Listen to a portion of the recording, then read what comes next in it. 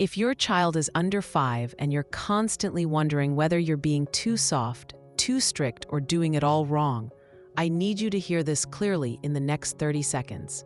Discipline is not supposed to break your child. It is not supposed to scare them. And it is absolutely not supposed to leave emotional marks that show up years later.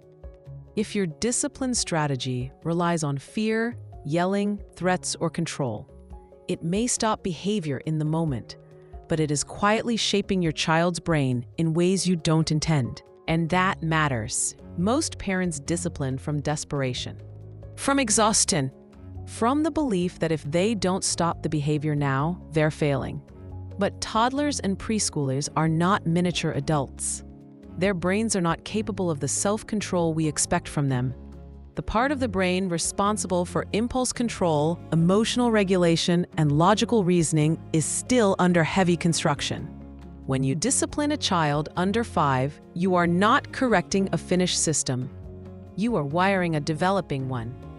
This is the most important shift you can make. Discipline is not about control. It is about teaching. The word discipline literally means to guide. And children under 5 need guidance, not punishment. When you punish a child whose brain cannot yet regulate itself, you are holding them responsible for skills they do not yet have. That is not fairness. That is misunderstanding development. When a toddler hits, screams, throws, or refuses, their brain is not calculating how to be difficult. It is overwhelmed. The emotional brain is in charge, and the thinking brain is offline.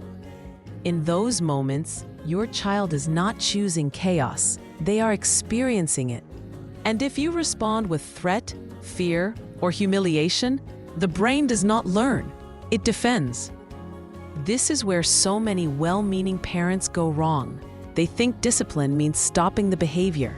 But stopping the behavior is not the same as teaching the skill. You can stop a child through fear, but you cannot build emotional intelligence through fear. You can stop a child through shame, but you cannot build self-control through shame. You can stop a child through power, but you cannot build respect through power. Children under 5 are not wired for obedience. They are wired for connection. Their survival system depends on attachment. When discipline threatens that attachment, the brain goes into protection mode. It either fights, collapses, or shuts down. None of those states are learning states. This is why yelling often backfires. It may create silence, but it does not create understanding. It may create compliance, but it does not create regulation. And over time, it teaches a dangerous lesson.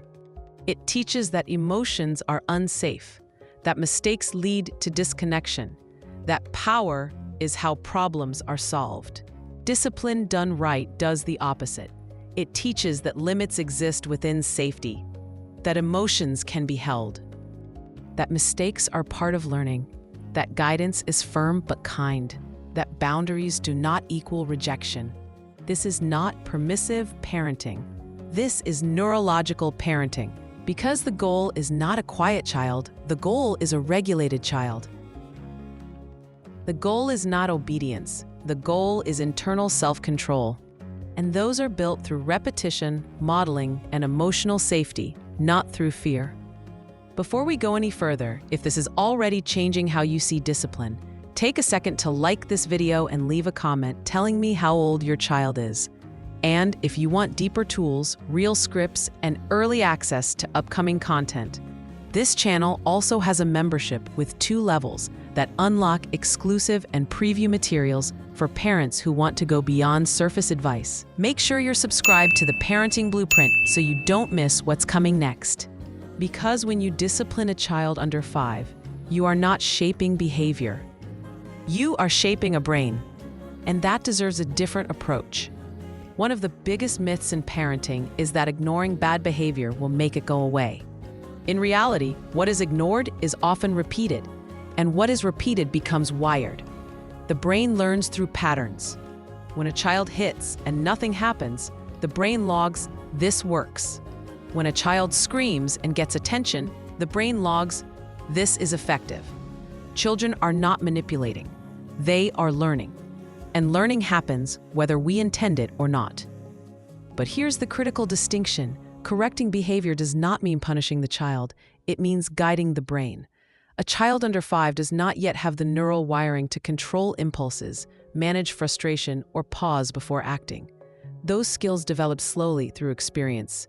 Your role is not to demand regulation. It is to build it.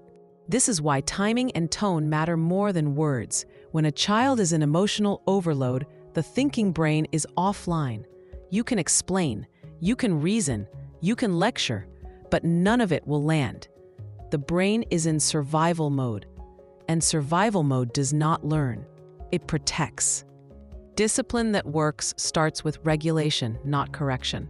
When you get down to their level, soften your voice and slow your movements, you are sending a powerful message to their nervous system. You are safe. Safety opens the brain. When the brain opens, learning can happen. This does not mean you allow harmful behavior. It means you stop the behavior while preserving the relationship. You block the hit. You remove the object. You hold the boundary. But you do it without threat, without humiliation, and without fear. You become the calm structure in their chaos. Children under 5 need limits, but they need them delivered with emotional steadiness. A firm boundary with a calm tone teaches the brain that limits are predictable and safe. A harsh boundary with a loud tone teaches the brain that limits are dangerous. The behavior might stop, but the cost is trust, and trust is everything at this age, because trust is the platform learning stands on.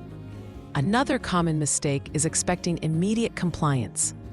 But compliance is a higher-level skill. It requires impulse control, perspective taking, and emotional regulation. Those systems are still developing. When a child resists, it does not mean they are defiant. It means their capacity has been exceeded. This is where connection before correction becomes essential. A child who feels seen is more willing to be guided. A child who feels controlled is more likely to resist. Even a brief moment of connection can shift the entire interaction. Eye contact, a gentle touch, saying their name, acknowledging their feeling. These small actions regulate the nervous system and make cooperation possible. Discipline is also about consistency, not intensity. A calm response repeated over time is far more powerful than a dramatic response used occasionally. The brain learns through repetition. When the same boundary is held in the same way every time, the brain begins to anticipate it. Anticipation builds self-control. This is how discipline becomes internal. And this is where so many parents get discouraged.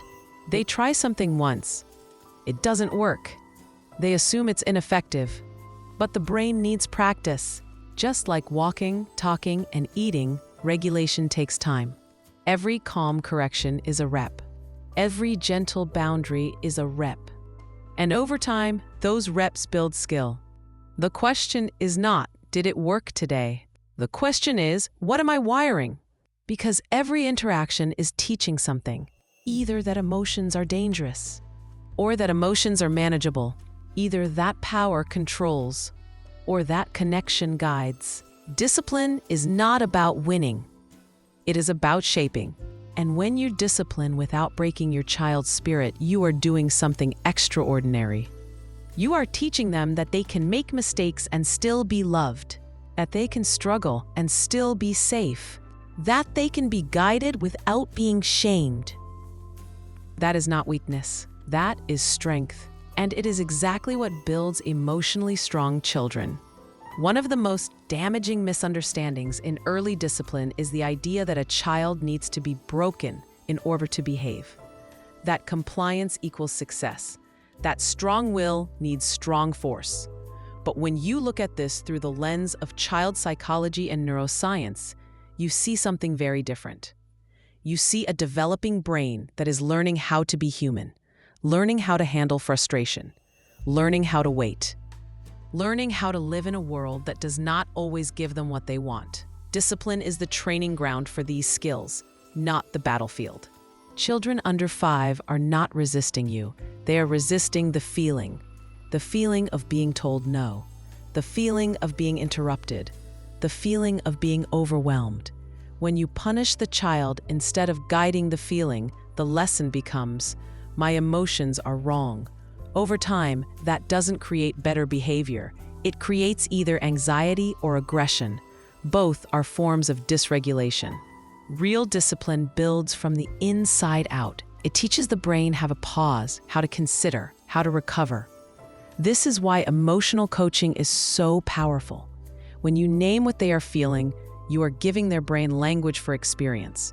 When you stay present instead of punitive, you are showing them that big feelings do not break relationships. That is emotional security. And emotional security is the foundation of self-control. This is also why physical punishment is so harmful at this age.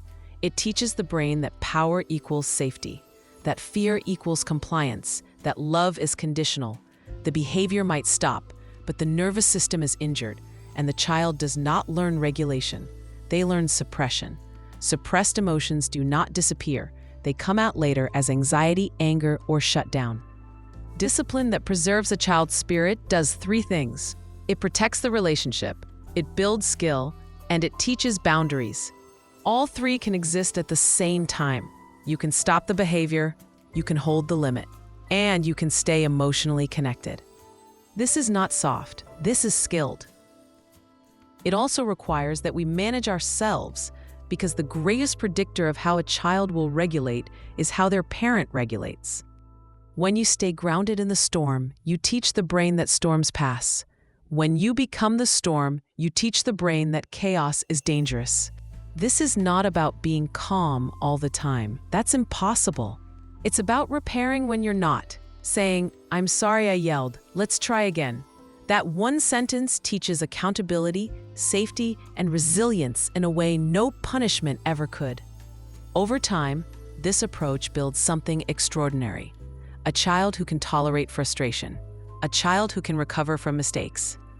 A child who can accept limits without losing themselves. A child who respects boundaries because they feel respected. That is real discipline. That is internal discipline. That is strength. And this is the part most parents need to hear. You are not weak for choosing calm. You are not permissive for choosing connection. You are not spoiling your child by protecting their spirit. You are building the very skills you hope to see later. Self-control, emotional intelligence, respect, resilience. Discipline under 5 is not about preparing a child to obey you. It is about preparing them to manage themselves. And when you understand that, everything changes. If this video helped you see discipline differently, take a moment to like this video, leave a comment sharing what you struggle with most when disciplining your child, and subscribe to the Parenting Blueprint for more neuroscience-based guidance on raising emotionally strong children. Because your child does not need to be broken to be guided. They need to be understood. And they need you.